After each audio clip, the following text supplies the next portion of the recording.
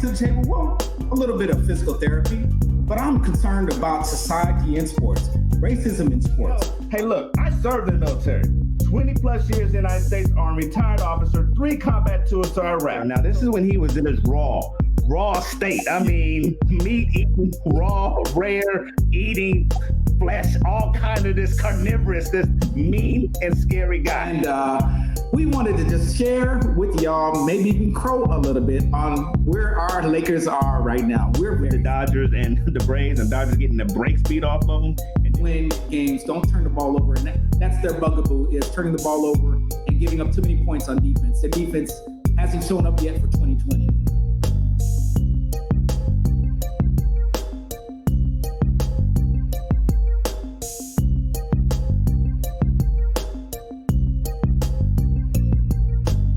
This episode of Take It to the House is brought to you by Mesa Trophies and Plaques. Now, take it to the house. Happy Veterans Day. I'm Lieutenant Colonel, retired C. Victor Hoover, 3rd United States Army. I'm taking it to the house. I'm Timothy Hoover, doctor in physical therapy, retired Master Sergeant, United States Air Force.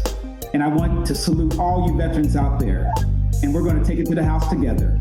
I'm Jania Hoover. I am the granddaughter of 2 United States Air Force veterans. I am the daughter of an Air Force veteran, and I'm the sister of 2 Air Force officers, active duty. Much respect to everyone that has served and that is serving on this Veterans Day. I'm Jania Hoover. By day, I am a high school history teacher.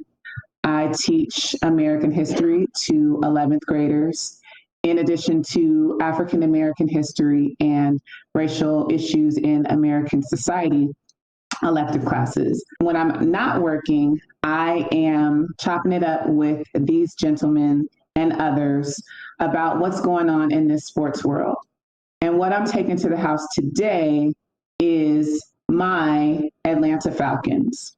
And what I'm taking to the house is this notion that the current coach, interim, Raheem Morris, should not be considered for the job once this season is over. This is a team that started out 0-5, and not only did they lose 5 games straight, they found even worse ways to lose than the Super Bowl that I don't like talking about anymore. So they fired Dan Quinn 2 years too late, if you ask me. And Raheem Morris, former defensive coordinator, takes the job, and the Falcons now have a 3-1 record. It should be 4-0, except for that freakish end to that Lions game a couple weeks ago. My point is, those that say he shouldn't be considered for the job, that they need to get an entire new staff and everyone needs to go, obviously aren't watching football. There are even some that say that they should tank and try to get Trevor Lawrence. I'm taking all of them to the house. Raheem Morris absolutely should be considered, seriously considered for this job. That's what I'm taking to the house. Vic, what are you taking to the house?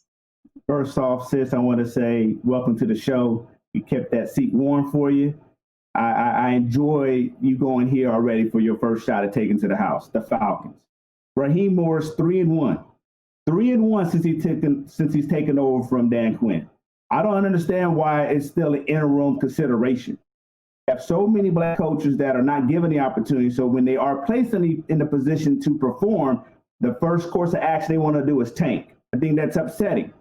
Meanwhile, you got people like Adam Gase, who had a losing record in Miami, has a losing record here in New York for the Jets, and yet we're still wondering if Raheem Morris is halfway qualified to take the Falcons team. He already has the infrastructure in place. He has a great quarterback in Matt Ryan.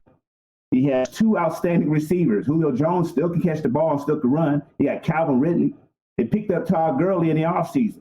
Still got a great defense. So why put him in a position where now they want him to tank for them to look at another way, another scapegoat to saying that he's not qualified for the job? Give the man the opportunity to win the job. Awesome taking him to the house. I just think, again, it's another it underscores another issue we have within the NFL where Black coaches are not getting the opportunity. Black coaches, Raheem Morris, why not consider him? Corporate knowledge, being able to just sustain that corporate knowledge within the system that he's already in. Why not keep him? Have you ever heard of Byron Leftwich? Have you heard of Eric Bieniemy? Other Black coaches, candidates, to me, that are very qualified. Look at what Mike Tomlinson is doing in Pittsburgh. To me, he's like the coach of the year. But you don't hear anybody talking about Tomlinson other than maybe his longevity at an outstanding, with an outstanding organization, the Pittsburgh Steelers, with an outstanding ownership group. Falcons, what are you going to do? Falcons, what are you going to do? You going to pee or you going to get off the pot? What you going to do? This past week, guys, football. We had some outstanding games. We had the we had the Bucks and Saints game. We had the Seattle Seahawks, and we had the Bills. Vic, last week we were talking about some power rankings. Did these games upset your power rankings? I know we talked about the Atlanta Falcons, but I'm ready to move off of them because they don't deserve any more time than we've given them. But let's move on to maybe your power rankings, maybe some of your candidates for midseason award winners. What do you guys think? What are your thoughts? And no disrespect to you Atlanta Falcon fans. So when I look at it, I owe the New Orleans Saints a big apology. So since we are still focusing here in the NFC South, Saints, I apologize. Who that nation? Yes, I do. I have no problem being accountable for some of my misspeaks. For some reason, over the last few weeks, my power rankings did not include the New Orleans Saints. Well, they reminded me last week. It's still their division. And if you want to get to anywhere, you need to come through us. The Saints took care of Brady twice already. And this last time, if we weren't convinced the first time that they're about business, I'm a little convinced now. I mean, he saw ghosts. He saw dead people. What did he not see? All I know right now, NFC South runs through Drew Brees. That team already has been in the NFC Championship game, a couple times in the last few years, only get robbed by the the refs. So I do owe them an apology. So my power rankings have definitely shifted in the NFC. I have to put the Saints up there because the way that the Seahawks got mollywopped again by the Bills in the AFC East, which I think is another weak conference or weak division. I was a little taken aback. So definitely I have to place the Saints back in the rightful position in the NFC as the number one team to beat in the NFC South. They also have another game against the Chiefs on the 20th of December. That's probably their biggest test moving forward. The Bucks have to play the Rams and Chiefs, so we'll find out if they're really serious. So when I look at down the road, what's left, also the Packers have the Colts and Titans. So apologies again to Saint Nation, the Who Dat Nation. You all received from the NFC perspective, number one power rankings. Yes. I have learned now to respect New Orleans Saints. Matter of fact, they told me, I think they've been listening to this show, Taking It to the House. I think we upset them last week. And in weeks to come, they are saying, Taking It to the House, kiss my, yeah, that's what they're saying. So Drew Brees and the Saints, you guys, you monkey stomped the Tampa Bay Buccaneers this past week. You beat them every which way. And so I got to respect you and what you've done. So yeah, my power rankings will change as well.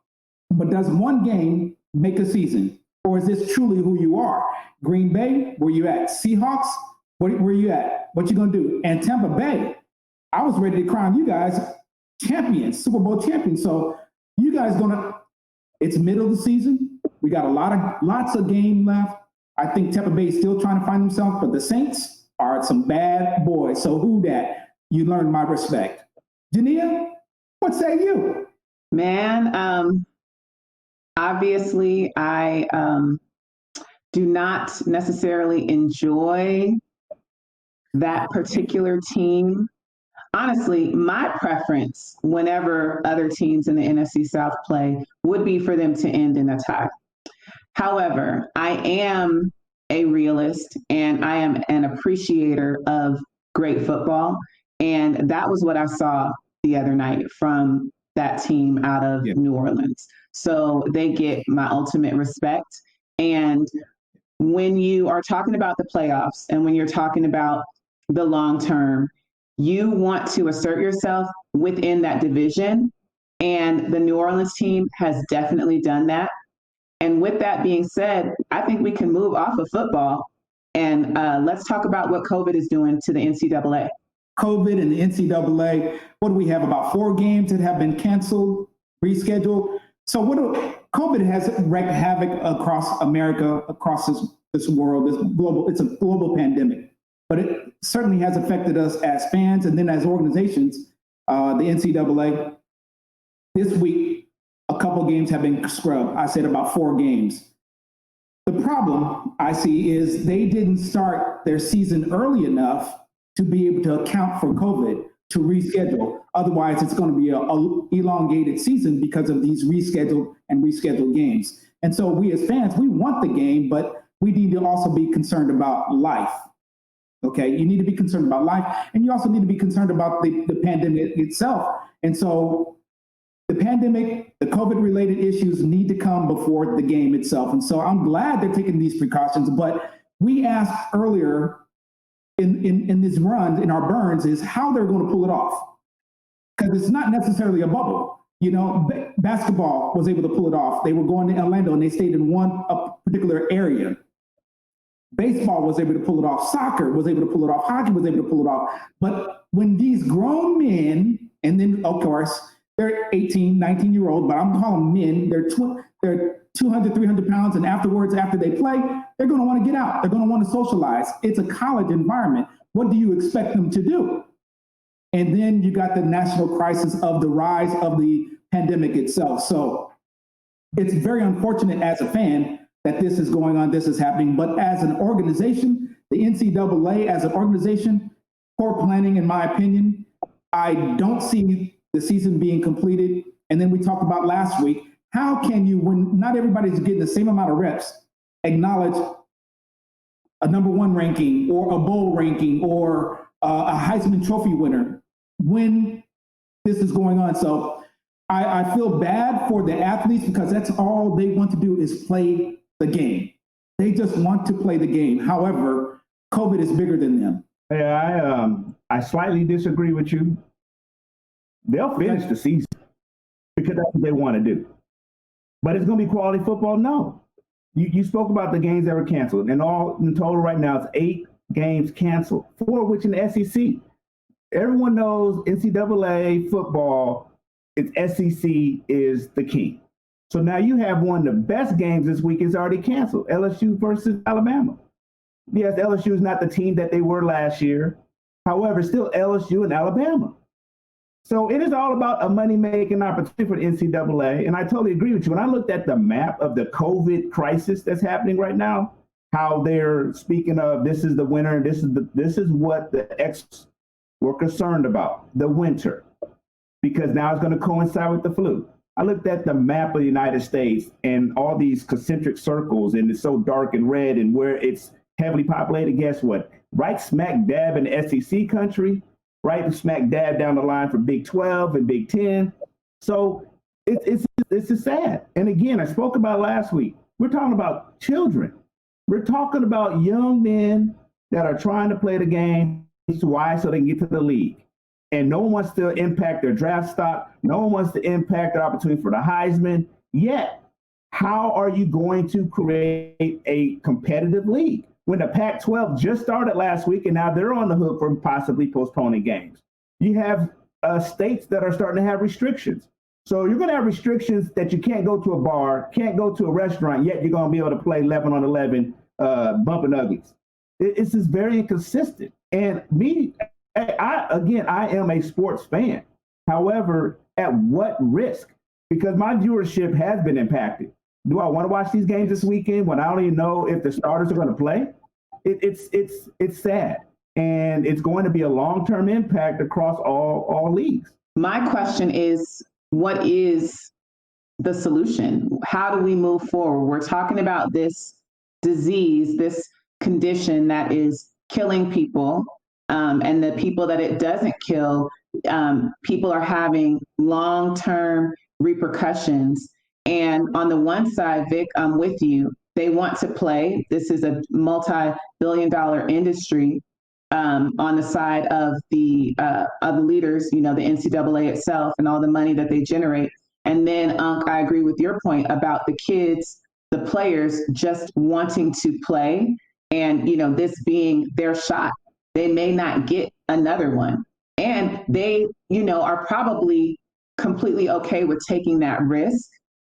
My question is there a point at which the risk will outweigh the reward? Denise, that was an excellent question. Does the risk outweigh the reward? And in my opinion, when you talk about life and death and severity of the illness, when you're still learning about this illness, I think the risk outweighs the reward, yes. And then some of these people, if it's my child, and you say earlier about their one shot, yeah, but at this risk, not worth it. No, my child's life is too important. Things that we're talking about, what we have learned so far is the cardiomyopathy, or the heart just essentially wanting to shut down, leading to seizures and dysfunction of the heart, blood circulation, obviously, respiratory illnesses and problems later on. To my co-host's point, Vic's point, he says they're going to finish the season, but the risk will still outweigh the reward. As a fan, yeah, I want to see the games. I love seeing the games. I love seeing great competition, but we have a national problem. We have a global problem, and it is COVID. If it does affect the game, well, that's just one aspect, one small piece of it. It's going to affect more than just a game. I agree. NCAA has already made the decision on the risk versus reward, and they elected for the reward. The challenge is, as you asked this, what's the workaround? What is the solution? I still propose, if you want to finish the season, it's going to be a hodgepodge. They need to work backwards. Okay, we're going to have a season. We want to have a bowl game no later than here. Well, when you have a national crisis that's happening right now, is do a league-wide bye for 2 weeks. Let everyone get it out their system, whatever's happening in their respective cities and states, and then resume on the field. Elongate the season. You've already made the decision that you're going to play. But it's not going to be a typical season. So when you start seeing large outbreaks where you have 8 teams, and all 6 of the teams, or 5 out of these teams are ranked. So these are supposed to be good games this weekend. Have a pause X, 2 weeks, bye, come back, play a game or two, check out the stats, how are the rates within their respective conferences, and keep doing that. And if you can only finish 7 games this season, then finish 7 games. No one said they had to finish 12 games. The NBA was able to do a truncated season. Baseball was able to do a truncated season. No reason why NCAA football can't do a truncated season, just to say we finished a season. I got to ask, I know we're all have a particular affinity for the LA Dodgers. So while we're on the subject of COVID, I need to know your thoughts on those results on the Dodgers. Well, we saw it coming. And I'm glad that the Major League Baseball was at least transparent enough to give us the results. What was that? I believe 9 positive results. 9 positive results. That's scary. A baseball team is only 9 people on a team. So had that happened on Game 6 and it impacted the whole team, that would have shut down the whole World Series. You have momentum going on both sides. There's both teams feel they still have a legitimate shot to winning. And then you have one of your stars in Justin Turner come up positive, and now the whole clubhouse is impacted. 9. And so for even knowing the impact it was after he knew he was positive, to come back on the field, to take his pictures with the trophy, that was a very selfish move. He does not understand nor know if anyone has any underlying health conditions, and what particular risk it plays to those players and even those players' families. We only know 9 Dodger players were impacted. We don't know how many Dodgers families were impacted. So again, this thing called COVID is still new. That's why they call it the novel COVID virus. And knowing the long-term implications, It's sad that happened to the Dodgers. It's a very selfish move. Thank you, baseball, for at least letting us know the fallout of that, because we all were looking for 2 weeks. Okay, what was the impact of that decision? So those of you that don't know, the World Series big stage, Dodgers win Game 6. In the celebration, during the game, one of the players, the third baseman Justin Turner, is told he has COVID. They take him out of the game. Well, the Dodgers happen to win the game, win the World Series. During the celebration, he wants to come back out and celebrate. Selfish move, which my co-host is talking about, Vic is talking about. Selfish move. Now, as a result, at least 9, they're only reporting 9, maybe more. 9 people have tested positive for COVID. And I heard one of them is a civilian, so a family member. Selfish move, selfish move. Thank you, baseball, for reporting this, letting us know about this. However, Justin Turner, shame on you. Even in this moment of exultation, a climax to your season, after so many games with your team in the battle, you still have to think about everyone else, even in that moment, and not think about yourself. Yeah, I agree. And we've seen a lot of the negative aspects of COVID and how it's disrupted seasons. But when it comes to professional sports, there is one league that has gotten it right, and that's the NBA. So we've gotten the news that they are starting on December 22nd. So with us all being Laker fans, I know for myself, I would have preferred a later start so they could get a little more rest before they repeat, but we can't all win. What are your thoughts on that? I'm excited because I'm like, okay, run them back. Let's play again. Let's keep it going. And so the NBA is my number one sport, and I'm excited for it. Yeah, there's other teams that haven't played since March. And so you have to find that happy medium. And I was listening earlier that it really comes down to dollars and cents. And they make a lot of their money. They'll be the only thing showing on Christmas. So December 22nd is the start date. I'm all for it. Let's go, lace them up, let's play again. The draft is next week, and then free agency is shortly thereafter. So the NBA is spinning it up. My question is, you get the season started, is it going to be in the bubble again? Are you going to go traveling? So you're going to put yourself in the football model, the NCAA model, and I think there's going to be more problems and at more risk for COVID. So the bubble would work, but I'm sure they don't want to do anything with the bubble. I'm excited about the start date, though. I'm excited as well, but I'm cautious. We praised Adam Silver earlier in the year for being able to stop midseason and redefine, repackage his product and deliver it. However, now you're going to have, 30 teams, 32 teams? Again, we just talked about NCAA. We're talking about the challenges of NFL. This is not the same COVID that was March. It's not the same COVID that was the summer. So I am very hesitant to crown them kings again, only because there's so much unknown. And I understand again, we talked about risk versus reward. From a Laker fan perspective, I would love for them to start January. They could have started Dr. King holiday weekend and then crammed a couple more games in there. Because truth be told, there are going to be a couple games that are going to be canceled. You could want a 72-game season, but the way COVID's impacting the leagues now, there's going to be games that are canceled. So you either say, let's start and know that we're going to finish our season in August, start in January, and back it up from there.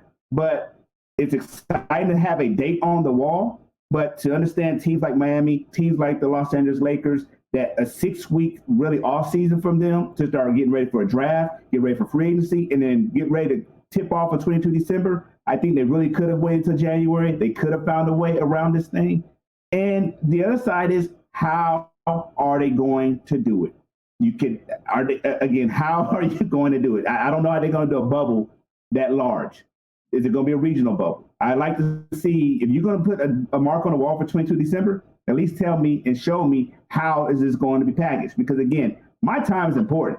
I want to watch my Lakers, but I also want to watch my full Laker lineup. I don't want to see a hodgepodge and you throwing G League players in there. Let's play ball. But do not shortcut me because you want to put a product on TV to save money, because I'm not watching. As we close, what is your final thought? Well, we talked about COVID, and I just want everybody to just use common sense, follow scientists, please socially distance yourself, wash your hands, sanitize frequently, don't take your hands to the face. Please wear your mask, protect your neighbors, protect yourself. And if you do have signs and symptoms of COVID, please report it, let somebody know. I pray for those who do have it, recovering from it, and that there's no long-term effects of it. I'm praying for you out there. So to those who are COVID-free, thank goodness for you. But please, please, please, bear in mind, it's a killer. It's you can't see it. And I'm just praying for you and your family. Final thoughts for me, I'm really interested in this upcoming weekend of sports. Obviously, it's about a leadership thing for me. I'm really interested how these teams, how these organizations, how these leagues start rallying themselves. This is a crisis. This is where you get paid your big bucks or get paid your medium bucks. This is leadership. How are you going to, again, be able to inspire your players? How are you going to protect your players? How are you going to reassure the players? How are you going to manage the mental health aspect? Because there's a lot. Because not only the players on the field that are impacted, it's the players' families that are impacted. So leagues and ownership groups that really take into account the total person and not just look at them as a commodity, but look at them as a person and what is really impacting their quality of play on the field or on the court is because of what's happening in their family lives. So many people have underlying conditions. So many people have conditions that they don't even know they have.